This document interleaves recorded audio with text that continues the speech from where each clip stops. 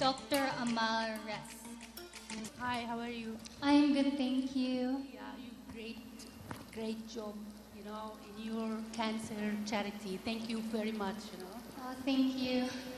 My question is, from your opinion, what is the most sadness environmental problem happened this year and why? I think the most saddest environmental problem that happened this year, which was the Amazon.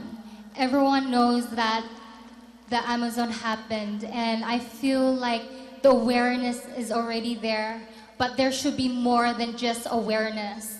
There should be action.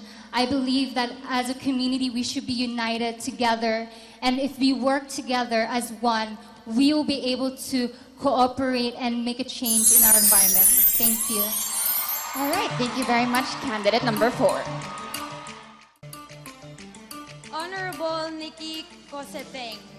Good evening. If the President were to appoint you to a position in the cabinet, which position would you choose and why? If the President were to appoint me in a position in the cabinet, I would choose a position that would involve the promotion of Philippine culture.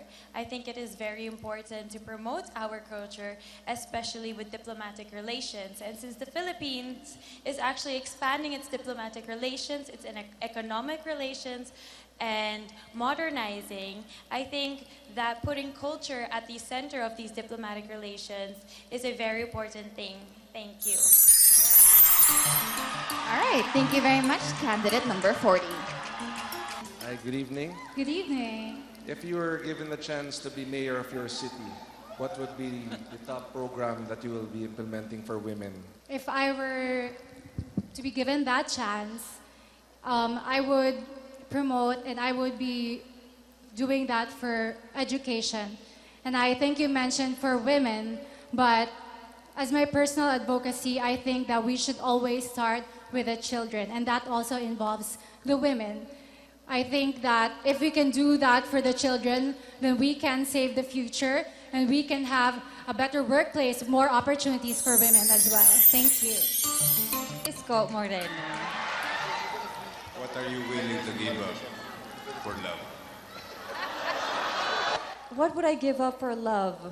I would probably give up my career because I would be very much willing to take care of my future husband and my future family and help form a loving home for me and my family. Thank you. All right, love definitely makes the world go round. Ms. Christine Lim, there have been debates on the legislation of divorce in the Philippines. Would you advise divorce to a couple who is having a troubled relationship?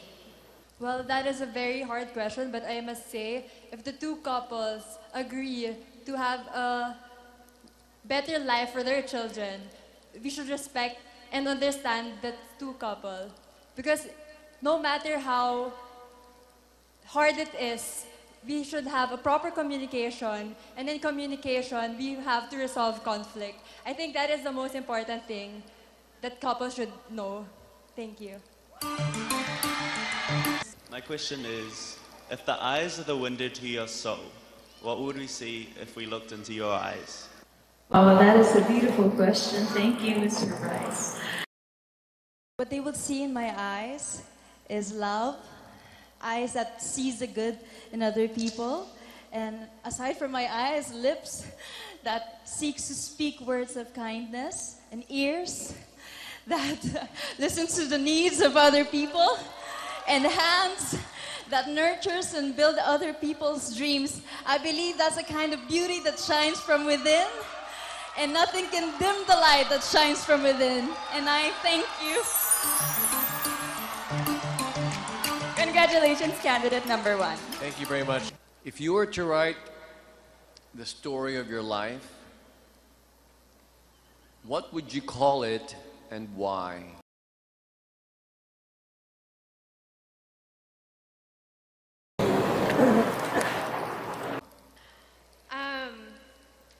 I couldn't really give a specific title on the story of my life because I've experienced so many different things.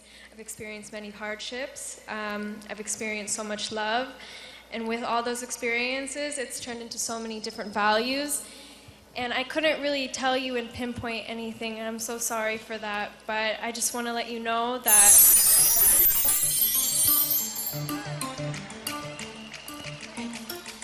It's all right. Congratulations, candidate.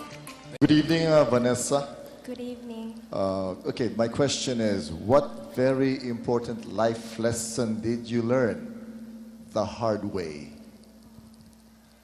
I think the hardest lesson I've learned in my life is being true to myself and learning to be less authentic than I ever thought that I should and I would ever be. I think that the more valuable and sensitive that I have come into being in this society has been the hardest lesson I have learned in today's generation. Thank you. Mr. Shan Wong. Hi, Casie. Hi, Mr. Shan. Well, today's social media is affecting the lives of many. Do you think social media is a good thing or a bad thing? I believe that social media is still a positive thing. I would like to look at it in a more positive way because we are able to reach out our message to a wider audience. We are able to connect and really send the voice and the message out there. But sometimes we do, I admit, abuse social media. There are cyberbullying and bashing, but at the end of the day, we should always be conscious of what we do post. Therefore, thank you. Millennials have been strongly labeled as an entitled generation. How can you debunk this stereotype? I think that millennials are not lazy. I think that it's just when there are different generations, people, they learn things differently and they go through life differently, and the circumstances that we're given aren't the same as the people before us. So I think we need to come from learn how to be more compassionate when talking about other people and talking about millennials. Thank you.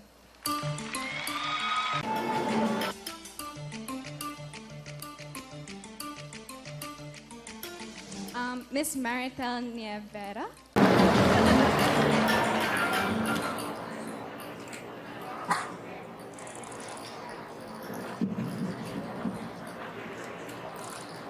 Hi. Hi, good evening. Good evening. Okay, Filipino food is among the best in the world. Which Filipino dishes would you showcase in a dinner, from appetizer, soup, main course to dessert? Appetizer would definitely be tokwat baboy. That's my favorite. And it's healthy too.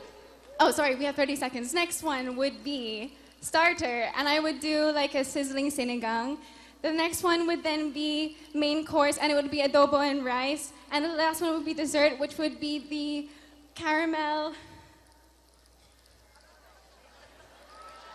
It's my favorite one, but it's the caramel thing. Thank you. Thank you, candidate 24. I think you mean leche flan? I have Dr. Jeffrey Lim.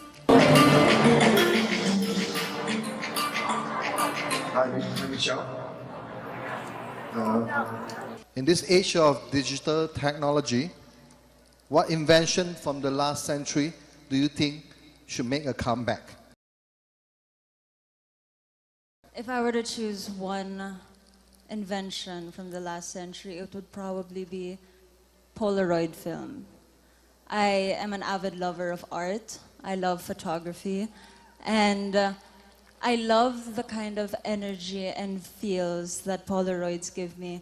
Just being able to lay everything out and to go through or go down memory lane is such a different feeling. I love the fact that Polaroids... Thank you.